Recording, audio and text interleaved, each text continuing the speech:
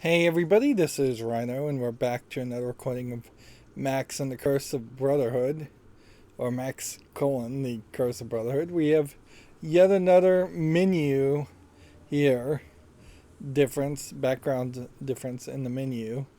It's really unnecessary to spend any energy on this.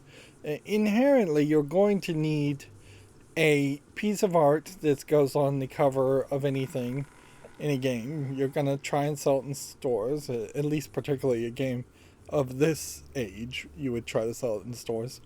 But even if you weren't going to sell it physically in stores, you would still need banner art and the like for digital storefronts. So you're not needed, it really isn't necessary to make multiple backgrounds for the main menu. You could perhaps have one nice background for the main menu, but that is about all you should spend your energy on. And it's not like it's not nice. It is very nice, and it kind of gives you a bit of a reminder of where you last were, but in this case it's not even going to be that consistent because I'm actually underground. If it anything. Max. Well done. Well done.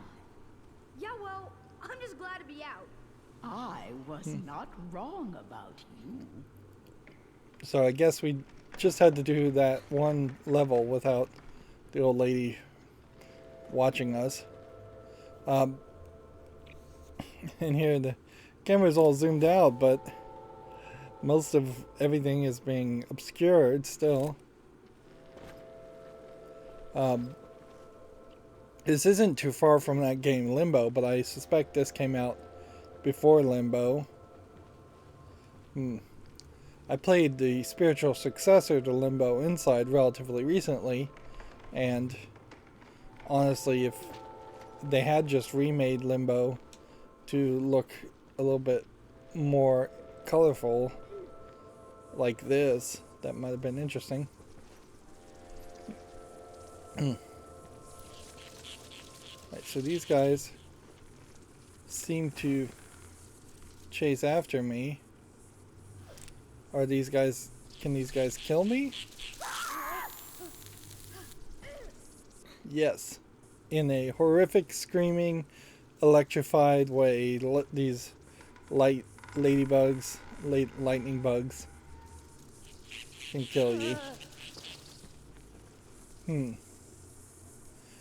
I guess the idea there is the little light bugs are maybe the babies and the bigger ones are the parents.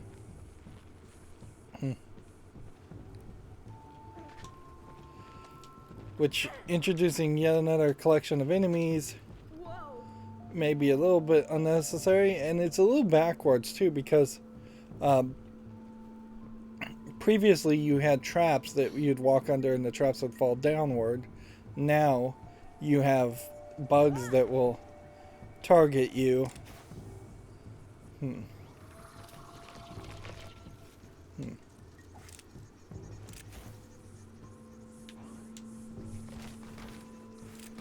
Alright. But I suppose... them under a branch, Max. Thanks. A little late to the party on that one, but whatever.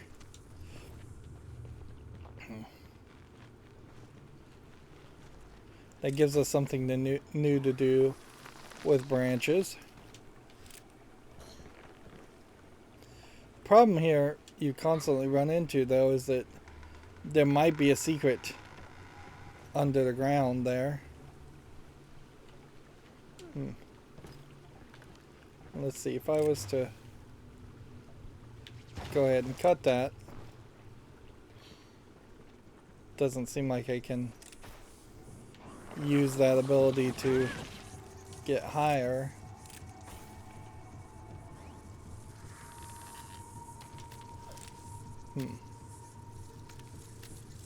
Alright. So what do you do then?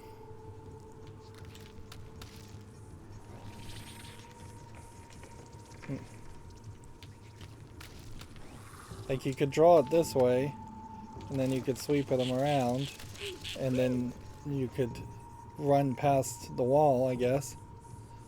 I guess that was the solution. And they have that cicada like sound to them.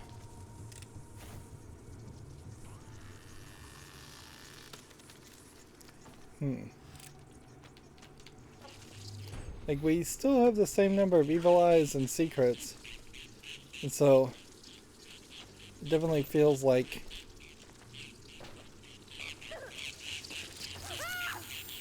it definitely feels like it's fairly easy to forget that. And these guys will just go after you completely.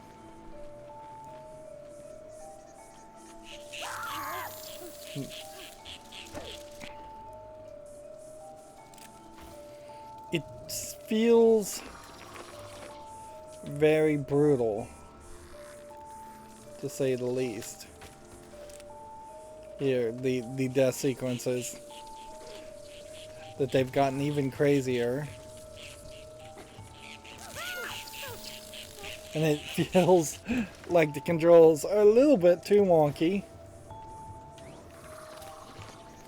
The controls in this game have never really been the greatest as far as tight controls. It does have some good ledge grabbing mechanisms, but that would be about all I could claim.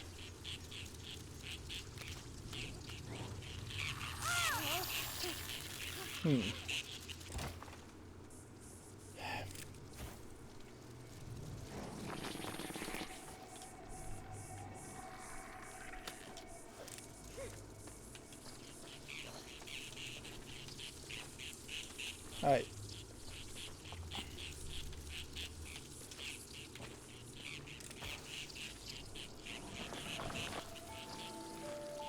Am I supposed to try and make a jump here? Or am I supposed to just kind of cut it and then draw straight down? I guess I was supposed to just cut it and draw straight down, which that feels dangerous to say the least. Alright.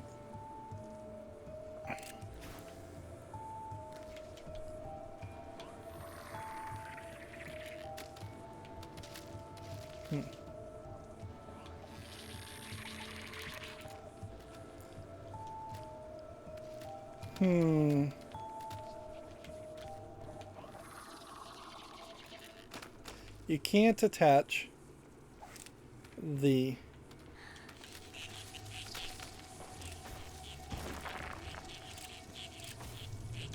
you can't attach the vine there over. They're just getting too close for it to be safe. And drawing a branch way over here is probably not going to help me. It might, though, if I drew something like that. And then tried to get it over. But that's going to be the big if here, is can you push this?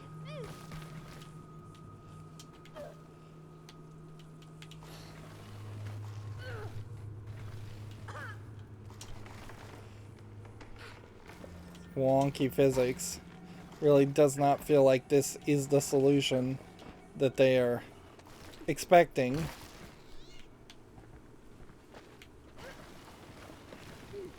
Is to push this backwards so that you could jump up here, so you could then jump up there.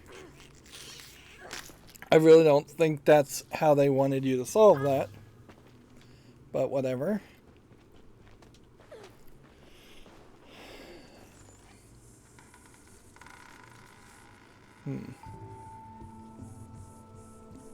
This may be, however, exactly what they intend as far as a solution.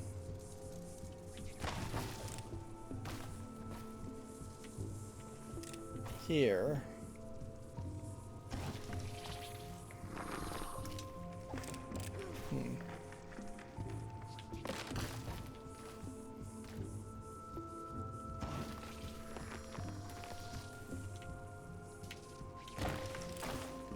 Alright.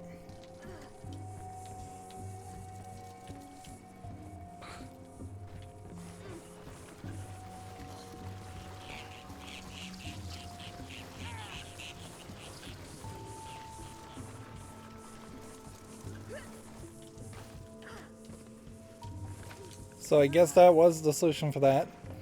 The problem with having a cicada sound anywhere is cicadas sound awful. They're just incredibly annoying. Always. And it really is a sound effect that I wouldn't recommend anybody using. We're still getting some very wonky cut angles here.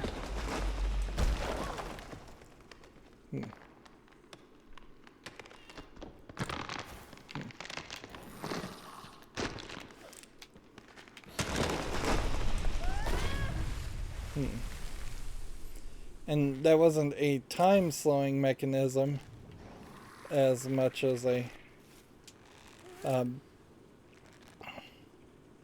as just a timed puzzle. And interesting, this is kind of the first time in at least a very long time that they have actively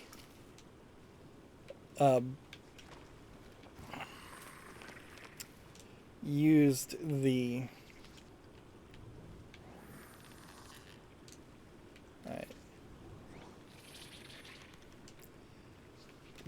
eyes as a indicator of where to go, but I'm having to effectively drop everything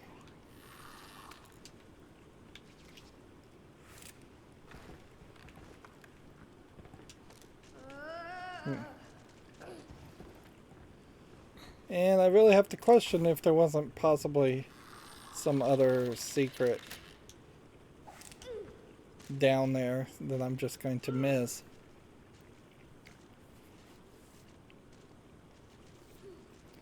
We could be done with the electric bugs for a while now, or we could potentially see them being just like your standard issue.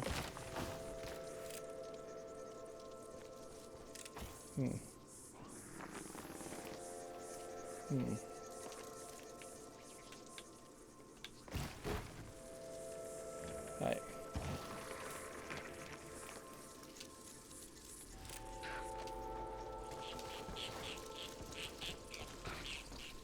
Right.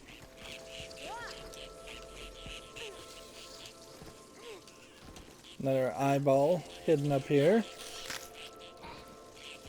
I thought there might be something more.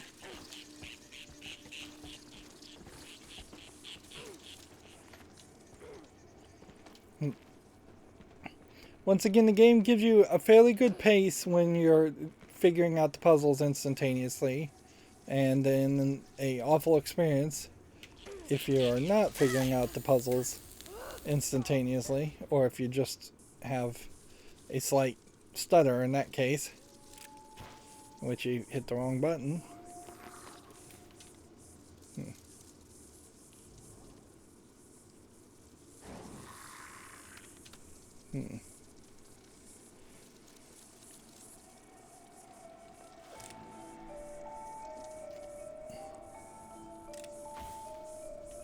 So you could cut this, and that would sweep a bunch of them. And you could build that, and that might get a lot of them. And then you could hope that would crush a decent amount of them. Not quite all of them, though.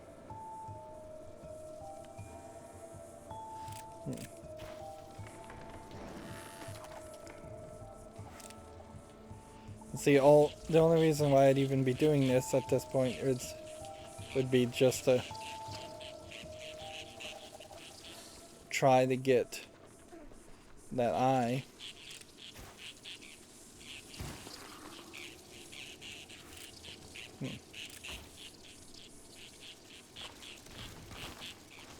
But you can't quite get it in such a way that it would keep them all in check.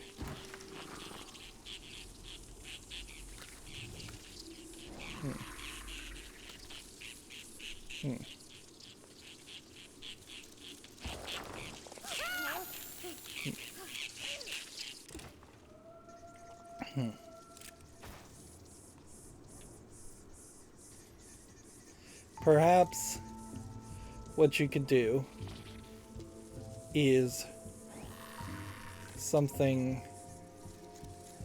more on the lines of dropping that. No.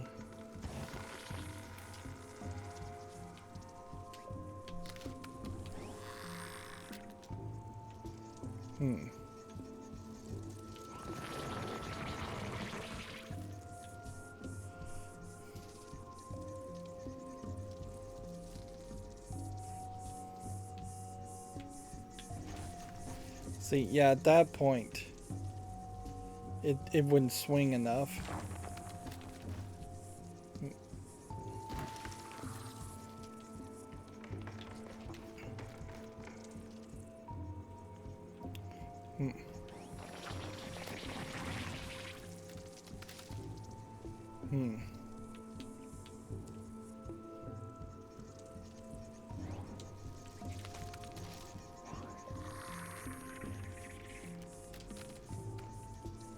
Maybe I'm overly complicating it, and maybe I should just draw a rope.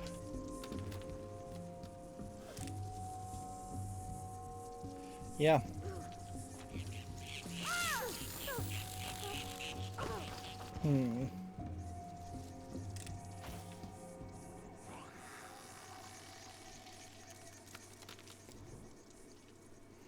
Rope gets you somewhere with these guys, but it wouldn't inherently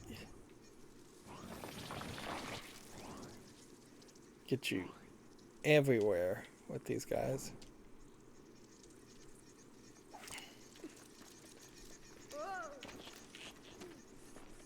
So unless there was a slightly different property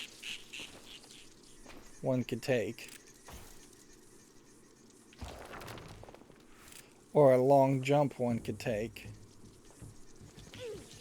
I just don't think he's got that ability to jump past there to get to this. And at this point I'm just getting bored, so let's just think about how to actually get past this path. This. This.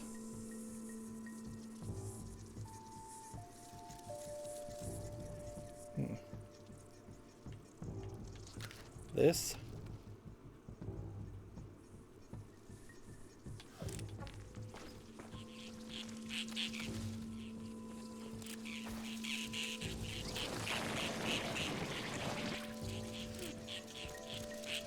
And just go. Like, that's the best I can hope for. And see, if there was a point here where the game actually said, alright, we've made a checkpoint, now you can go back and try with some safety, then there would be an argument towards, like, cutting the branch here and jumping and just trying to hit the Y button without dying. Like at this point. But you can't even see it, so the camera's not going to help you any there. Like, the camera has decided to lock it down.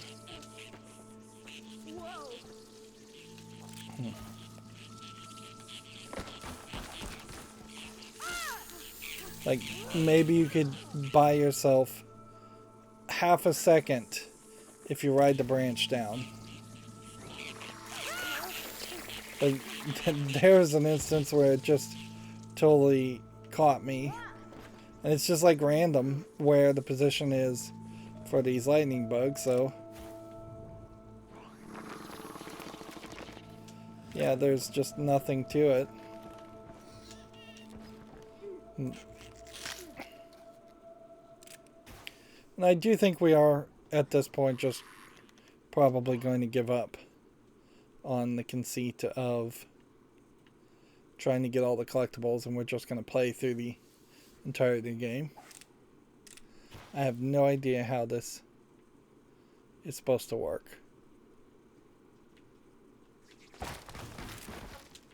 Like,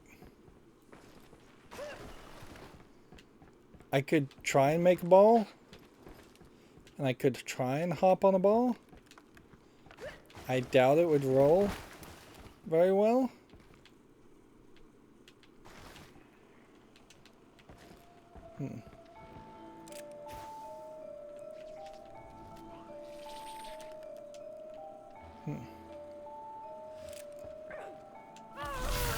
It's been a while since we've had to deal with these type of things.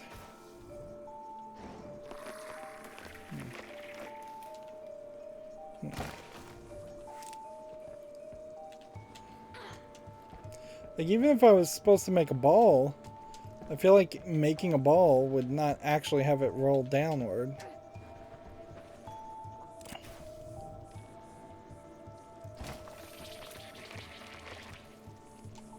Yeah, you could make a branch like this, but it will lose texture, so you're pretty much going to have to make something closer to that and make yourself a tower. Very possibly a tower with not as much climbability as you would like. That still doesn't get you anywhere close.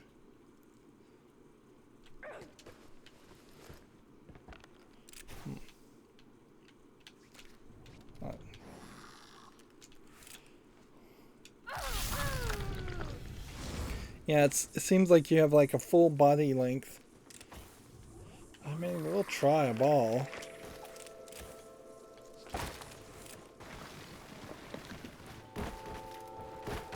Alright, so you rolling?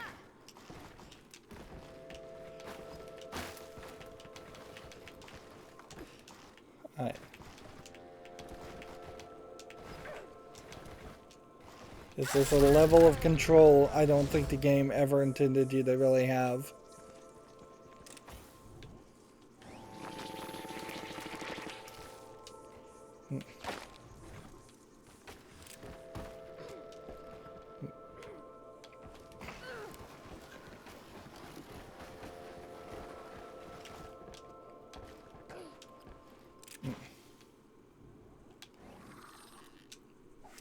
There's basically no chance that you're going to grab the ledge there. I don't get it. And this is the problem, certainly with any puzzle platformer, is that at any point you could run into a scenario where something is just not visible and you just are going to have to die multiple times until the game either tells you or until you can figure it out.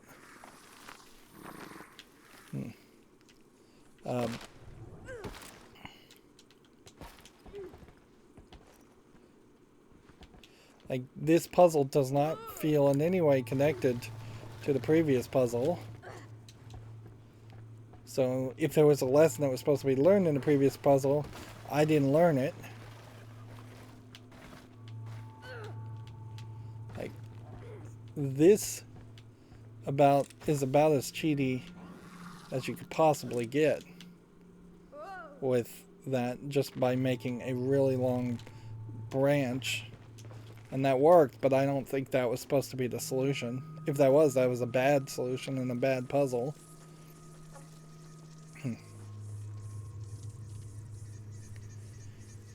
Yeah, you inherently run into this problem where any puzzle could be the killer puzzle for any specific player. The one puzzle that just doesn't make any sense.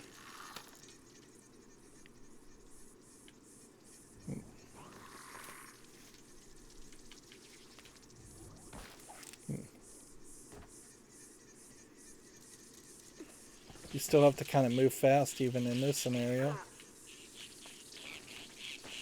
And any puzzle could just be the puzzle that is the killer puzzle. We're no longer, since we hit that point, we're no longer going to have, I guess, a line of dialogue in every level, which is probably a good thing too. And I can see there's only 3 evil eyes here and 1 secret. We didn't get the secret in the last level. We didn't get all the evil eyes in the last level. I think I am fully ready to abandon trying to 100% this game.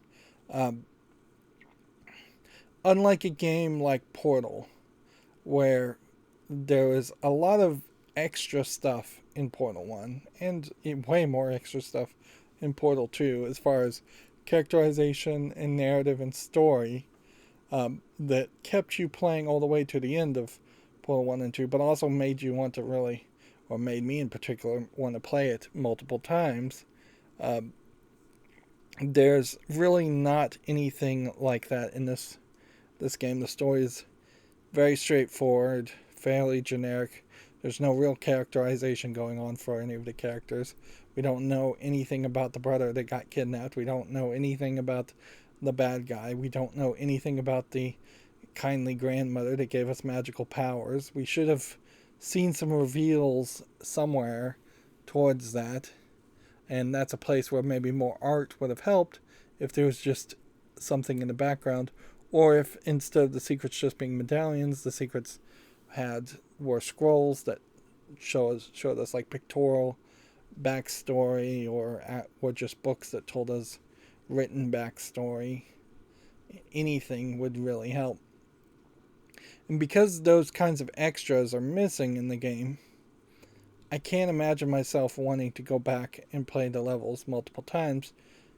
Even if I've had all of my abilities unlocked, it might be a lot easier to get all the collectibles, certainly. It almost certainly would be a lot easier to get all the collectibles if we had all of the abilities unlocked, but that doesn't really motivate me to actually go back and play the levels again and see how much better I am at the game, because I don't think I really will be that much better at the game. I still feel like the janky kind of floaty mechanics of jumping and landing will never be corrected. I think that is probably just in the engine.